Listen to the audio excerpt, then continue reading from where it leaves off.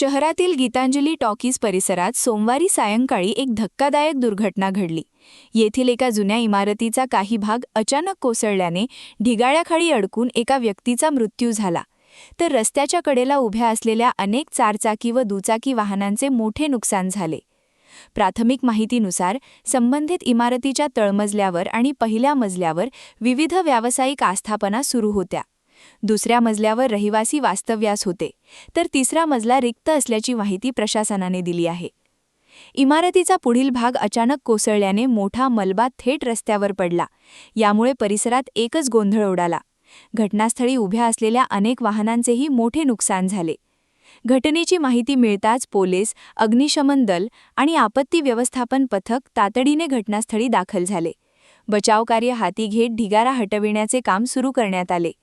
या दरम्यान ढिगाऱ्याखाली अडकलेल्या एका व्यक्तीला बाहेर काढून तातडीने मेयो रुग्णालयात उपचारासाठी दाखल करण्यात आले. मात्र वैद्यकीय अधिकाऱ्यांनी तपासणीनंतर त्यांना मृत घोषित केले. मृत व्यक्तीची ओळख संतोष छोटेलाल गौर अशी झाली आहे. दरम्यान इमारतीचा भाग कोसळण्यामागील नेमके कारण अद्याप स्पष्ट झालेले नाही. इमारतीच्या संरचनेत काही तांत्रिक बिघाड होता का, याचा तपास संबंधित यंत्रणांकडून सुरू असून दुर्घटनेत झालेल्या मालमत्तेच्या नुकसानीचे पंचनामे आणि मूल्यांकन करण्याचे कामही सुरू आहे. क्या हुआ बहू? माँ, पाइल्स की बहुत तकलीफ हो रही है। तो तुम गुदरोग सर्जन के पास क्यों नहीं गई? देखो, जैसे हार्ट के लिए हार्ट स्पेशलिस्ट, ब्रेन के लिए ब्रेन स्पेशलिस्ट, तो पाइल्स के लिए पाइल स्पेशलिस्ट क्यों नहीं? स्त्री हो या पुरुष, टॉयलेट में तकलीफ केवल पाइल्स ही नहीं, और भी कई प्रकार के गुदरोग तथा कैंसर भी हो सकता है.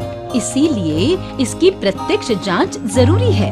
ठीक है माँ, पर जांच के लिए हम जाएंगे कहाँ? वही काले आयुर्वेदिक पाइल्स हॉस्पिटल में. लेकिन माँ, प्रेगनेंसी में पाइल्स की दवाइयाँ? प्रेगनेंसी में आयुर्वेदिक दवाइयाँ सुरक्षित होती है.